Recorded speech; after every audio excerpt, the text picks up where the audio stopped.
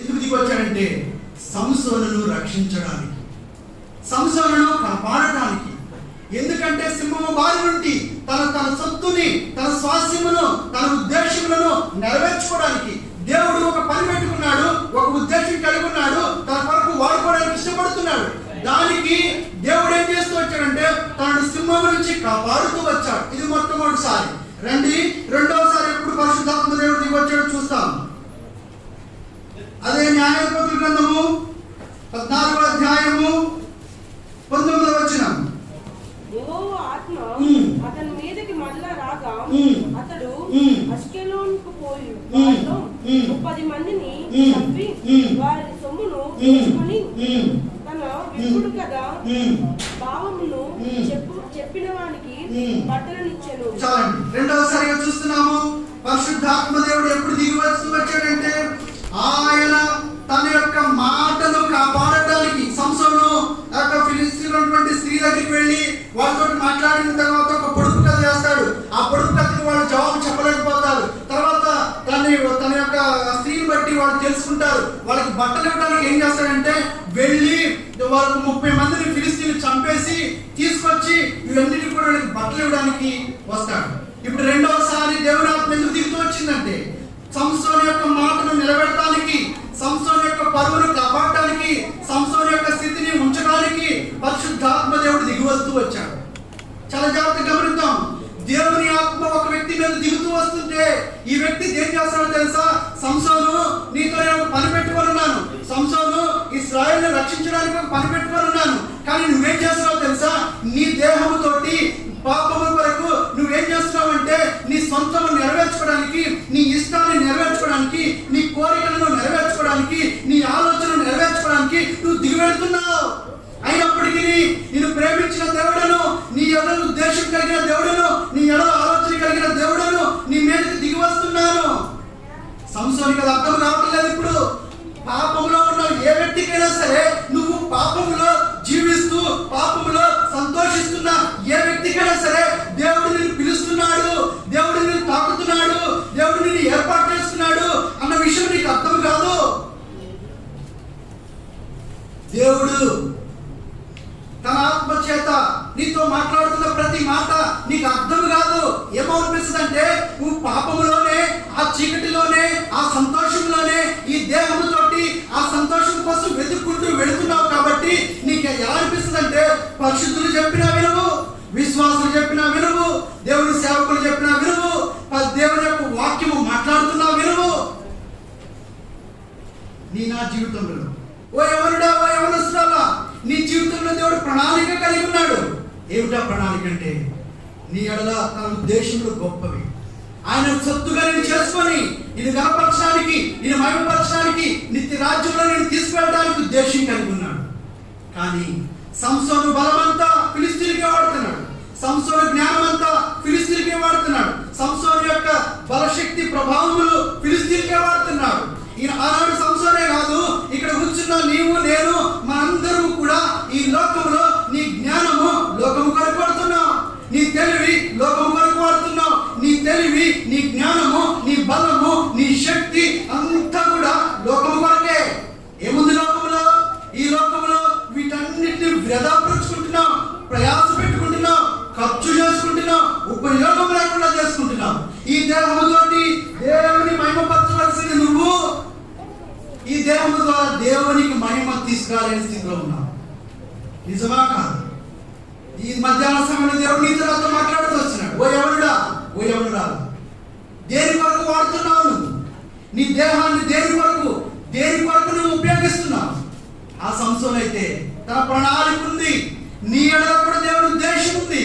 నీతో నేను మాట్లాడుతున్నాడు, నేరుగా మాట్లాడుతున్నాడు. నా ప్రణాళికలో నుంచి, నా ఉద్దేశంలో నుంచి, నా ఏర్పాట్లో నుంచి నీవు బయటికి వెళ్ళకూడదు. దేవుని యొక్క ఉద్దేశం. అయితే ఇతను వెళుతూ వచ్చాడు. తర్వాత మూడోసారి దేవుని ఆత్మ ఎలా దిగి వచ్చిందో చూద్దామండి. ఆ 15వ అధ్యాయము 14వ వచనం. అతడు లేహీకి వచ్చే వరకు ఫిలిస్తీయులు అతన్ని ఎదుర్కొని కేకలు వేయగా యెహోవా ఆత్మ అతని మీదకి బలముగా వచ్చినందున అతని చేతులకు కట్టబడిన తాళ్ళు అగ్ని చేత కాల్చబడిన జనుపు నారవలే నాయను సంఖ్యలను అతని చేతుల మీద నుండి విడిపోయాను. చాలండి. ఇప్పుడు మూడవసారి నువ్వు సంసోను, నువ్వు నాకు ప్రతిసారి అబద్ధమే చెప్తున్నావు, నువ్వు ఇలా కాదు, నువ్వు ఎట్లా బంధించబడతావు చెప్పు, నువ్వు ఎలా బంధించాలో చెప్పు అని ఆ స్త్రీ తనను బలవంతం చేసినప్పుడు ఏం చేస్తూ వచ్చాడంటే ఆ స్త్రీతో చెప్తూ వచ్చాడు, మీరు అలా చేయకండి, మీరు ఏం చేస్తారంటే మీరు నన్ను యొక్క తాళ్ళతోటి కొత్తగా పేరినటువంటి తాళ్ళ తీసుకుని వచ్చి నన్ను ఆ బండ ఎదురు నుండి తీసుకుని వచ్చి నన్ను అక్కడ కట్టండి అని చెప్తూ వచ్చినట్టుగా మనం చూడగలుగుతాం. గమనిద్దాం. ఇక్కడ ఇలాంటి పరిస్థితుల్లో పరిశుద్ధాత్మ దేవుడు ఏం చేస్తూ వచ్చాడంటే తన మీదకి దిగి వస్తూ వచ్చాడంట. మూడవసారి దిగి వచ్చాడు. ఎందుకంటే ఆ ఫిలిస్తీన్లందరినీ చంపడానికి, ఫిలిస్తీన్ దాదాపుగా ఆ 1000 మంది అందరినీ చంపడానికి వాళ్ళందరినీ తాడుతో పట్టుకొని తీసుకొచ్చాడంట. ఆ 1000 మంది ఎదుట ఒక్కసారిగా కాల్చేటువంటి జనపనాల వలె ఆ తాడు తెగిపోతూ వచ్చినాయంట సంసోను జీవితం. ఇప్పుడు వాళ్ళందరినీ చంపడానికి మూడవసారి పరిశుద్ధాత్మ దేవుడు దిగుతూ వచ్చాడు.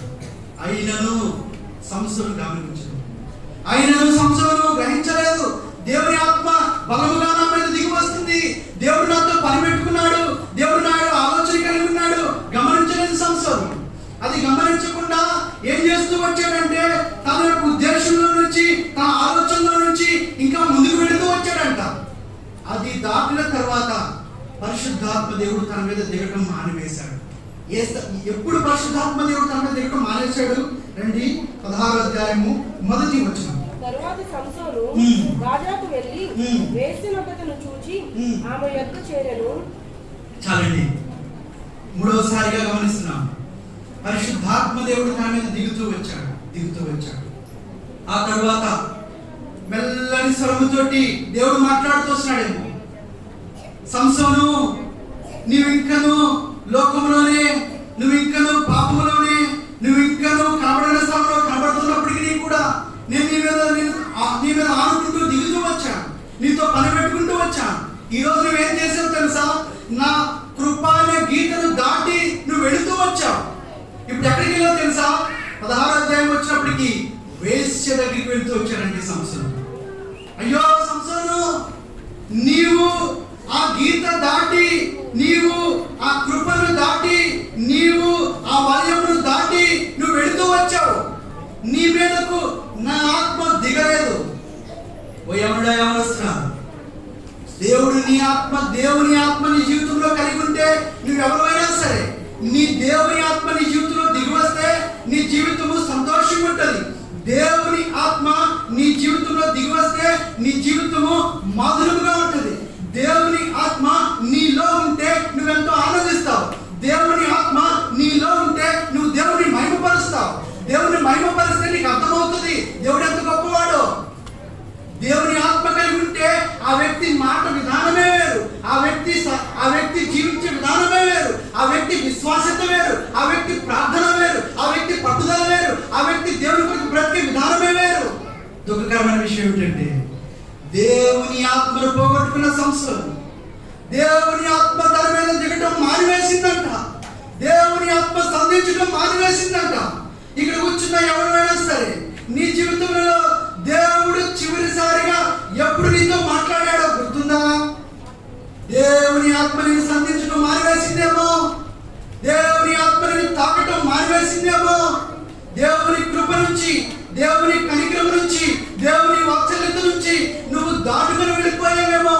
ఓ యముడా, ఈ మధ్యాహ్న సమయంలో దేవునితో మాట్లాడుతున్నాడు. పరిశుద్ధాత్మ దేవుడు అంటున్నాడు, నేను ఇక దిగలేదు అతని మీదకి. ఏమవుతొచ్చింది? దేవుని ఆత్మ తన నుంచి వెడలినప్పుడు, దేవుని ఆత్మ తన నుంచి బయటకు వచ్చినప్పుడు తన స్థితి ఎలా ఉందో తెలుసా? ఇప్పుడు ఎక్కడికి వెళ్ళాడు తెలుసా? వేశ్యల దగ్గరకు వెళుతున్నాడంట. ఎక్కడ రాబడుతుంది? పరిశుద్ధాత్మ దేవుడు ఆ మాట రాయించి పెట్టాడు. ఏమని రాయించి పెట్టాడంటే రండి 16వ వచనంలో, సంసోను గాజాకు వెళ్ళి వేశ్యలను చూచి ఆమె యొద్దకు దగ్గరకు, శరీరము దగ్గరకు, లోకము దగ్గరకు, పాపము దగ్గరకు, మరణము దగ్గరకు, నిత్య నరకానికి దగ్గరగా సమీపిస్తూ ఉన్నాడంట. ఎంత భయంకరమైన పరిస్థితి. అందుకని ఒక సండే స్కూల్ కథ వింటూ వచ్చినాం, ఒకసారి చెప్తూ వచ్చినాం. తాబేలు ఉందంట. ఒక తాబేలు, ఆ తాబేలు అంట నీటి ఒడ్డు నుంచి చల్లగా గాలి కోసం బయటకు వచ్చిందంట. ఈ తాబేలు విశ్వాసం. అదే నీటి ఒడ్డున ఇసుక తిన్నెల మీద నడుచుకుంటూ ఒక తేలు వచ్చిందంట. ఆ తేలు అవిశ్వాసం, లోకానికి గుర్తు. ఈ తేలు అందంట హాయ్ తాబేలు అని పిలిచిందంట. ఈ తాబేలు అనుకుందంట, నేను విశ్వాసిని, నేను దేవుడి మందిరానికి వెళ్తాను, నేను దేవుడి ఇంటికి వెళ్తాను, నువ్వు లోకంలో ఉన్నావు, నీకు నాకు ఏ సంబంధం లేదు అని మాట్లాడుకుంటూ వెళ్ళిందంట. ఒక రోజు, రెండో రోజు అదే తాబేలు వచ్చిందంట. తాబేలు వచ్చేటప్పటికి తేలు మళ్ళీ వెళ్ళి హాయ్ తాబేలు అందంట. ఈసారి నీతో నాకు మాట్లాడలేవు కదా, నీకు నాకు సంబంధం లేదు కదా, నువ్వు ఎలా మాట్లాడడానికి ప్రయత్నం చేస్తున్నావు అందంట. ఆయన మాట కలుపుతూ వచ్చిందంట ఈ తేలు కూడా. ఇప్పుడు తాబేలు కూడా హాయ్ చెప్పడం మొదలుపెట్టింది. కొన్ని రోజులకి ఇద్దరు కలుసుకోవటం మొదలు పెట్టారు, ఇద్దరు మాట్లాడుకోవటం మొదలు పెట్టారు. ఇప్పుడు మాట్లాడుకున్న తర్వాత ఈ యొక్క తేలు అడుగుతుందంట, తాబేలు నీ ఫోన్ నెంబర్ చాలు, నా నెంబరా? మేము విశ్వాసులము, మేము దేవుని బిడ్డలము, మా నెంబర్ మీకు ఎందుకు ఇస్తాము, మీతో మాకు మాట్లాడేది కుదరదు అందంట. అరే నువ్వు నెంబర్ వద్దు, ఒక్క మిస్రికాలి, నేను సేవ్ చేసుకుంటా. తేలు అందంట తాబేలు చూపించేసరికి తాబేలు కాస్త తేలికి నెంబర్ ఇచ్చేసిందంట. ఇప్పుడు తేలు తాబేలు రెండు మాట్లాడుకుంటుంది, రోజు మాట్లాడుకున్నారంట, రోజు మెసేజ్లు చేసుకున్నారంట, రోజు చాటింగ్ చేసుకున్నారంట. ఆరంభంలో తేలు తాబేలు దూరం ఉంది. కొంచెం కొంచెం కొంచెం కొంచెం సమయం గడుస్తున్న కొద్దీ లోకము విశ్వాసకి దగ్గర అవుతూ వస్తుంది. ఇప్పుడు ఇద్దరు దగ్గర అవుతున్నారు, మాట్లాడుకుంటున్నారు. ఆ సంతోషంలో, ఆ ఆనందంలో తాబేలు ఏమందంటే, తేలు నువ్వు లేకుండా నేను బ్రతకలేను మెసేజ్ పెట్టిందంట.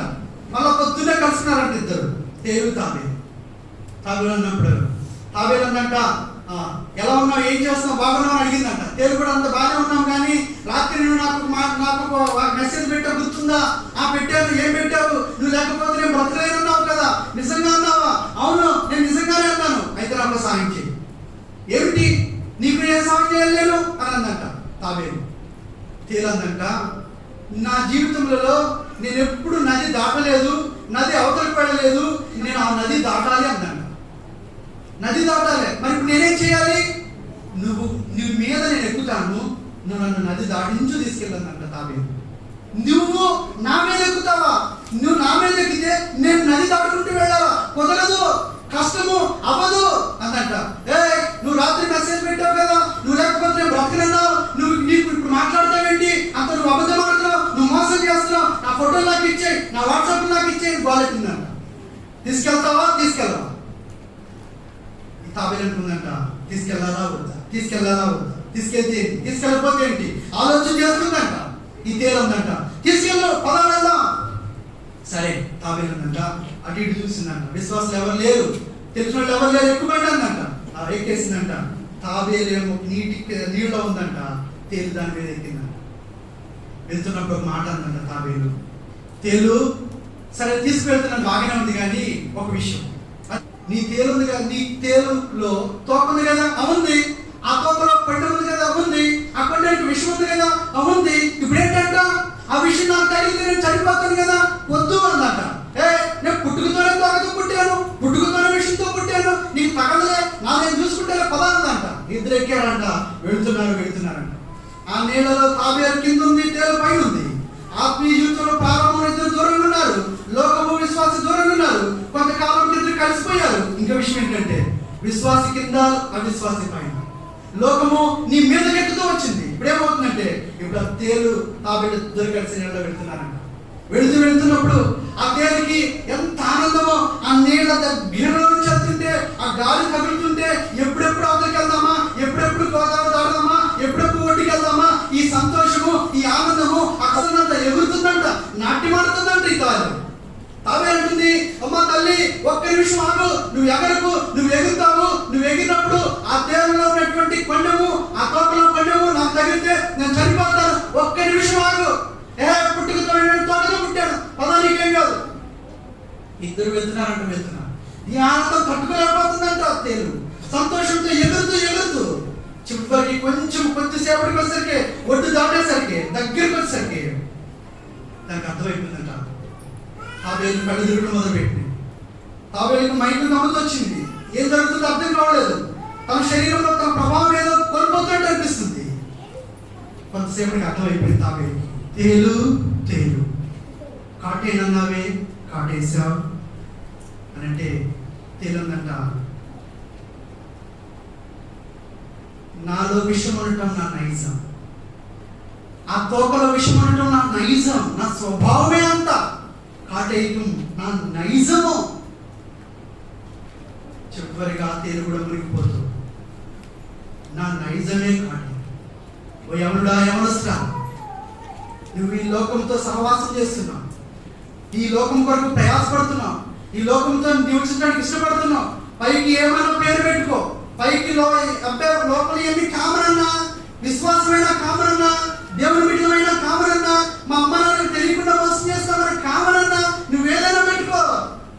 లోకము నీ మీద కాటు వేస్తుంది, లోకము విషయం నీ మీద కమ్మరిస్తుంది, లోకంలో మునిగిపోతావు, నష్టపోతావు, కన్నీళ్లు కాలుస్తావు, ఏడుస్తావు. ఆ దినాన ఉపయోగం ఉండదు, ఆ దినాన ఉపయోగం ఉండదు. కనుకనే ఈ సంస్థను తన బలమంతటిని, తన ప్రభావం అంతటిని ఇప్పుడు ఏమైందంటే దగ్గరికి వెళ్ళాడు.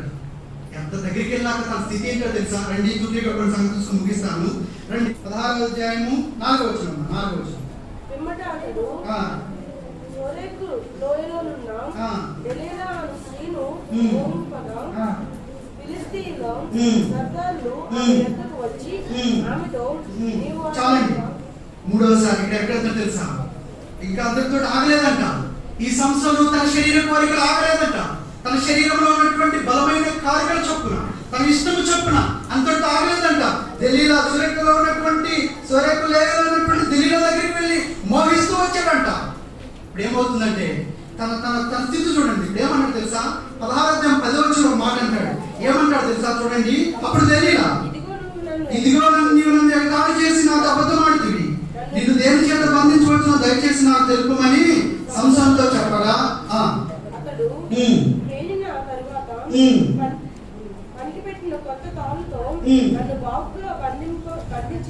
చాలండి. ఇప్పుడు ఏమన్నాడు తెలుసా? నన్ను బాగుగా బంధించిన ఎడల. 16వ అధ్యాయం 10వ వచనంలో బంధించిన ఎడల, 16వ అధ్యాయం 11వ వచనంలోకి వస్తే చూడండి, నన్ను బాగుగా బంధించిన ఎడల. చూడండి తన స్థితి అలా దిగిపోతున్నాడు. మొట్టసారి ఏమన్నాడు? ఉన్నటువంటి వేష దగ్గరికి వెళ్తున్నాడు. ఇప్పుడు ఏమన్నాడు తెలుసా? ఎంత దిగుతున్నాడు చూడు. నన్ను బంధించు, ఇంకా అంత తాగట్లేదంట, నన్ను ఇంకా బాగుగా బంధించు అంటున్నాడంట. బంధించేసరికి ఆవిడ అనుకున్నాడంట, ఇక నన్ను బంధించలేదులే, ఎలా చెప్పు, సంసారాన్ని ఎలా బంధించాలి చెప్పంటే, నా 7 జడలను 7 అల్లికలు చేసి ప్రతి వెంట్రుకను సూదిలో మగ్గం ఎక్కించినట్లుగా ప్రతి వెంట్రుకను ఎక్కించమన్నాడంట. ఆ చెయ్యిలే ఏం కాదని అనుకున్నాడంట సంసారం. కానీ లోకము చేస్తూ వచ్చింది. ఇప్పుడు బంధించేసింది. ఇప్పుడు బంధించేసి కష్టం అనుకున్నాడు, కానీ చేసేసింది. ఈ లోకంలో ఉన్నటువంటి ఈ లోకం కూడా అంతే, నువ్వేం కాదనుకుంటావేమో నేను బంధించేస్తుంది. అంతేకాదు ఇప్పుడు చివరికి ఏమవుతుంది వచ్చిందంటే, కొంచెం కిందకు వచ్చేసరికి చూద్దాము. ఇంకా 14వ వచనం.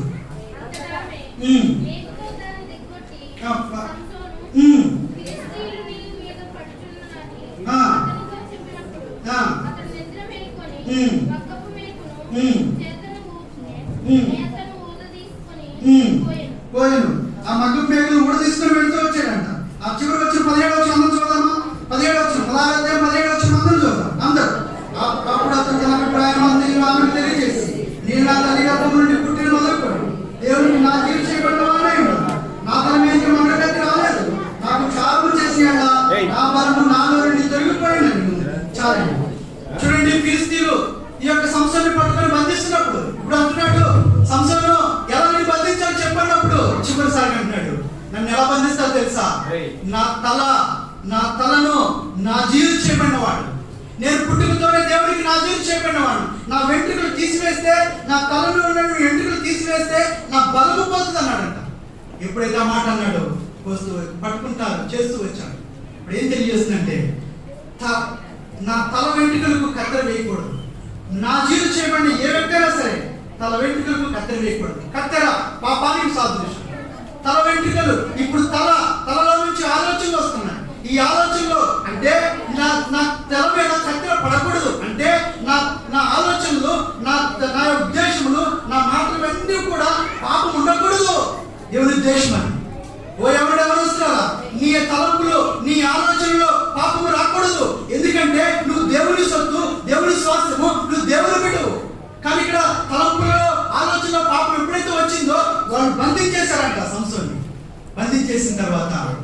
కానీ సంసోను వచ్చి పట్టుకున్నారంట, తీసుకువెళ్తున్నారు.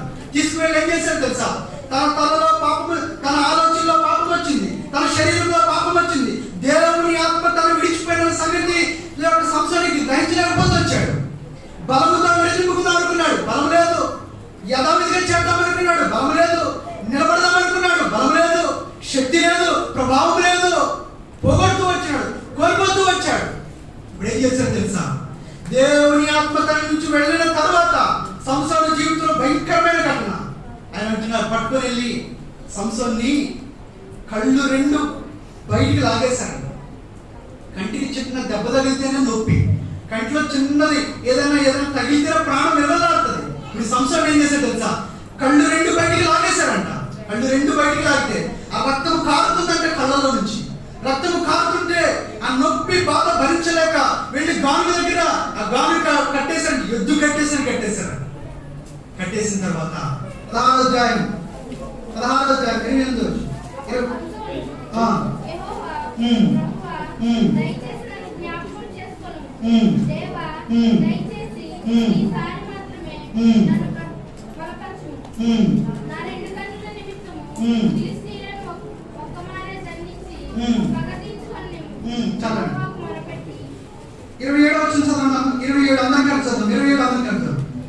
ఆ గుడి స్త్రీ పురుషులతో నిండినను ఫిలిష్తీయుల సర్దారులు అక్కడ నుండి వారి సంసోను ఎగతాళి చేయగా గుడి కప్పు మీద స్త్రీ పురుషులు సుమారు 3000 మంది చొచ్చుడు. గుడిలోనంట, దాగోను దేవత గుడిలోనంట అందరూ ఉన్నారంట, అందరూ తాగుతున్నారంట, సంతోషిస్తున్నారంట, ఆనందిస్తున్నారంట. ఫిలిష్తీయులందరూ అన్నారంట, రే మనందరం తాగుతున్నాం, మనందరం సంతోషిస్తున్నాం, ఆ సంసోను మీద పట్టరంట అన్నారంట. సంసోను మీద పట్టరంట, పట్టుకొచ్చి ఏం చేయాలి, ఎగతాళి చేద్దామని తీసుకుంటూ అన్నారంట. ఆ సంసోన్ని పట్టుకొని వస్తున్నప్పుడు సంసోను అన్నాడంట బంధువులతోటి, అయ్యా నన్ను ఎక్కడికి తీసుకెళ్తున్నారు అని అన్నాడంట.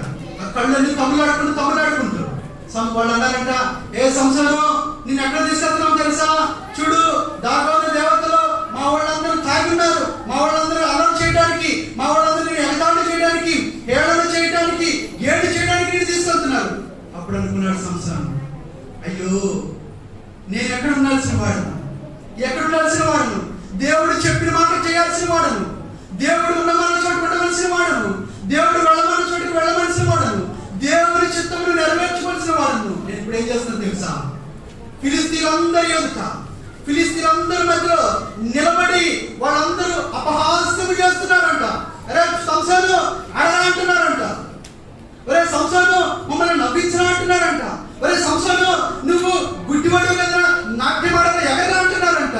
అయ్యో దేవా, నీవు చెప్పిన మాట వినవలసింది నేను, నీ సన్నిధిలో నీ ఆలయంలో నీ సొత్తుగా చేసుకున్న నన్ను నీ కొరకు జీవించవలసింది నేను.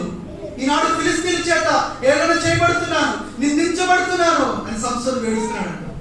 ఓ పక్క తల్లిదండ్రులు, బంధువులు, అమ్మా నీ బిడ్డను తీసుకెళ్ళి దాగోను దేవత ఆలయంలో సంసోన్ని ఎగతాళి చేస్తున్నారు, సంసోన్ని ఏడిపిస్తున్నారు, సంసోన్ని అవమానపరుస్తున్నారు అన్నారంట. ఓ పక్క తల్లిదండ్రులు ఏడుస్తున్నారంట, ఓ పక్క బంధుమిత్రులు రక్ష బంధువులు ఏడుస్తున్నారంట. అయ్యో, పుట్టుకతోనే రాజులు చేయబడినవాడు, పుట్టుకతోనే దేవుడికి సొత్తుగా ఉన్నవాడు, పుట్టుకతోనే దేవుడి బిడ్డ, ఇది నాన్న ఫిలిష్తీయుల మధ్య ఎగతాళి చేయబడుతున్నాడా? ఫిలిష్తీయుల మధ్య అపహేళన చేయబడుతున్నాడా?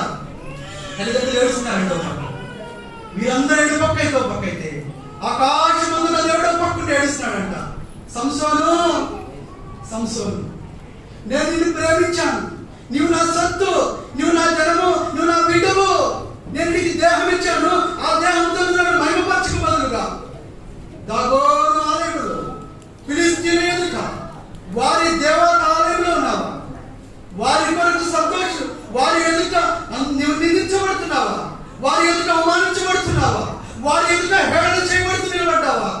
వారి ఎదుట నిన్ను నా సొత్తుని, నా స్వాస్యమును, నా బలమును, నా ఏర్పాట్లు ఉన్న నువ్వు పాపము ఎదుట, లోకము ఎదుట నిందించబడుతూ, అవమానించబడుతూ, అపహేళన చేయబడుతున్నావా? ఆకాశమందున దేవుడు ఒక పక్క ఏడుస్తున్నాడు, ఒక పక్క తల్లిదండ్రులు ఏడుస్తున్నాడు, ఒక పక్క బంధుమిత్రులు ఏడుస్తున్నారు, ఒక పక్క ఊరి వారు ఏడుస్తున్నారు. అయ్యో సంసోను, నీ ఆరంభం ఎట్లుంది, నీ ముగింపు ఎట్లుంది? ఓ ఎవరుడా, నిన్ను బట్టి నీ తల్లిదండ్రులు ఏడుస్తున్నారు, ఒక పక్క నిన్ను కలవారు ఏడుస్తున్నారు, నీ అయిన వాళ్ళు ఏడుస్తున్నారు. అంతేకాదు నాకు ఆవేశమందున్న దేవుడు నిన్ను బట్టి, ఓ ఎవరుడా రహస్య పాపంలో ఉన్నావు, నీ పాపములు వెంబడి వెళుతున్నావు, నా ఆత్మ నీ మీద దిగటానికి ఇష్టపడుతున్నా, నీ ఆత్మ నా ఆత్మని కాదని వెళుతున్నావు. నా ఆత్మ నీలో నివసించడానికి నీ దేహము నీ సొత్తు కాదు, నువ్వు విలువ పెట్టి కొనబడినవాడు. నీ దేహము నాది, నా ఆత్మ నీలో ఉండాలి. కానీ నీ దేహంలో నా ఆత్మ లేదు. నీ దేహము పాపములకు అప్పచెప్పుకున్నావు, నీ దేహము భయంకరమైన లోకానికి అప్పచెప్పుకున్నావు. పాపము కనబడుతుంది నీ లోకంలో, పాపము నీ దేహంలో నివసిస్తుంది. నా సొత్తుగా చేయబడ్డావు. ఈనాడు శత్రువు సంతోషిస్తున్నాడంట, ప్రతి యవనస్తుని బట్టి సంతోషిస్తున్నాడంట. వీడు దొరికాడా, ఈ విశ్వాసం దొరికిందిరా, ఈ బిడ్డ దొరికాడా అని ఎగతాళి చేస్తూ నవ్వుతున్నాడంట. ఓ దేవుడా, నీవేమో నీ రక్తం ఇచ్చిపోన్నావు ఈ విశ్వాసిని, ఈ బిడ్డను, ఈ యవనస్తుడను. ఈ యవనస్తుడు ఎక్కడున్నాడో తెలుసా? ఈ యవనస్తుడు ఏ పాపంలో నిలిచినాడో తెలుసా? ఈ యవనస్తుడు పాప మంచుల దగ్గరికి ఎంత ఆనందిస్తున్నాడో తెలుసా? ఆ కాలుష్యమందున దేవుడు కన్నీళ్లు కాలుస్తున్నాడంట. అయ్యో నువ్వు నా సొత్తు, నా సొత్తు, నా స్వాస్యము. ఈ దినం నీ జీవితంలో పాపం ఉండొచ్చు, నష్టపోతొచ్చావా? ఓ ఎవరుడా ఎవరుస్తున్నావా? దేవుడు ప్రేమ పిలుపుని వింటావా? ఆయన నిన్ను ప్రేమిస్తున్నాడు. పాపము చేయకు, కృప అనే గీతను దాటకు, కృప కనికరమైన వాత్సల్యతను దాటకు. ఇది దాటితే నది ప్రవాహములో, నది ప్రవహిస్తున్నప్పుడు, నీళ్లు వెళుతున్నప్పుడు అంట కొంత దూరం వెళ్తాయంట. కొంత దూరం వెళ్ళిన తర్వాత అవి అనుకుంటుందంట ఈ కొండ దగ్గర ఆగితే బాగుంటుంది అనుకుంటుందంట. కొంచెం వెళ్ళినాక ఈ రాయి దగ్గర ఆగితే బాగుంటుంది అనుకుంటుందంట. కానీ ఆగదంట. కొంచెం దూరం వెళ్ళేసరికి ఎత్తైన జలపాతం వస్తుందంట. ఆ జలపాతం దగ్గరికి వెళ్ళినాక అప్పుడు ఆ నీటి చుక్క అనుకుంటుందంట. సరేలే, ఒకసారి జలపాతం పడినాక నేను పైకి వస్తాను అనుకుంటుందంట. ఒక్కసారి జల ప్రవాహంలో నుంచి నీటి చుక్క, లోయలో నుంచి, కొండల్లో నుంచి, అడుగు అగాధంలో పడిన నీటి చుక్క చరిత్రలో గాని భవిష్యత్తులో గాని ఎన్నడూ పైకి రాలేదు. ఓ ఎవరుడా ఎవరుస్తున్నా, దేవుని కృపను దాటి పాపంలోకి వెళితే నువ్వు భయంకరమైన స్థితిలో ఉంటావు. ఆ గీత దాటద్దు, అడుగు వెయ్యొద్దు. దేవుడు ప్రేమ కలిగిన దేవుడిని పిలుస్తున్నాడు, నువ్వు నా సొంతం పిలుస్తున్నాడు. పాపం నుంచి వెనుకకు మళ్ళు, పాపం నిన్ను బంధిస్తుంది, పాపం నిన్ను పట్టిస్తుంది, పాపం వల్ల ఏడుస్తావు, కన్నీళ్లు కాలుస్తావు, ఒక దినాన్ని నెత్తి వారు కొట్టుకుంటావు. అది రాకుమునిపే మధ్యాహ్న సమయంలో మోకాళ్ళ మీదకి పెడతాం. రండి, మోకాళ్ళ మీదకి పెడతాం. చివరిసారిగా దేవుడు నీతో మాట్లాడుతున్నాడు. ఒక నిమిషం దేవుడు నీతో మాట్లాడుతున్నాడు. బిడ్డ, నీవు నా సొత్తు అంటున్నాడు దేవుడు. నువ్వు నా ప్రణాళికలో ఉన్నావు, నువ్వు నా ఏర్పాట్లో ఉన్నావు. నేను నిన్ను విలువ పెట్టి కొన్నాను, రక్తధారణ చేత కొన్నాను. నీ ప్రతి పాపమును కడగడానికి ఇష్టపడ్డాను. ఈరోజు నువ్వు ఎక్కడున్నావు తెలుసా? పాపంలో ఉన్నావు. నీ శరీరాన్ని అమ్ముకోవడానికి వెళుతున్నావు, నీ కోరికల కొరకు వెళుతున్నావు, నీ ఆలోచన నెరవేర్చుకోవడానికి వెళుతున్నావు, చీకటిలో జీవించడానికి ఇష్టపడుతున్నావు. నీ శరీరంలో భయంకరమైన లోకానికి అప్పచెప్తున్నావు. చూస్తున్నావు, చూడకూడని వాటిని చూస్తున్నావే, వినకూడని వాటిని వింటున్నావే, వద్దన్నవి నీ దేహంలో తెచ్చిపెట్టుకుంటున్నావే. ఓ ఎవరుడా, దేవునితో మాట్లాడుతున్నాడు. ఈ దేహము దేవుని ఆలయమని వెళ్తావా? దేవుని ఆలయం ఎవడు పాడు చేసినా సరే నేను నన్ను పాడు చేస్తున్నట్టున్నాడు దేవుడు. దేవుని ఆత్మని ఎవరు ఎదురా? నా సొత్తు, నా స్వాస్థ్యము వెలుగవా? సర్వోన్నతుడు, సర్వాధికారుడు, అత్యున్నతమైన సింహాసనంలో ఆసీనుడు, మహారాజు, దేవుని తండ్రి, సత్యస్వరూపండి, ఈ పవనాన్ని తండ్రి తీర్మానం తీసుకున్న తండ్రి, తన స్థితిని ఒప్పుకున్న తండ్రి, వారిని మిమ్మల్ని మీరే తన పక్షపాతం పద్ధతి, మీరే తన వాళ్ళని పోషించండి. బుధగతని దాసు నక్షత్రం వాడుకున్న విధానం బట్టి మీ స్థితిని గురించుకుంటూ ఈ చిన్న ప్రార్థన మా ప్రభువైన యేసు నామమున బట్టి ఇంకా అడుగుతున్నాను తండ్రి.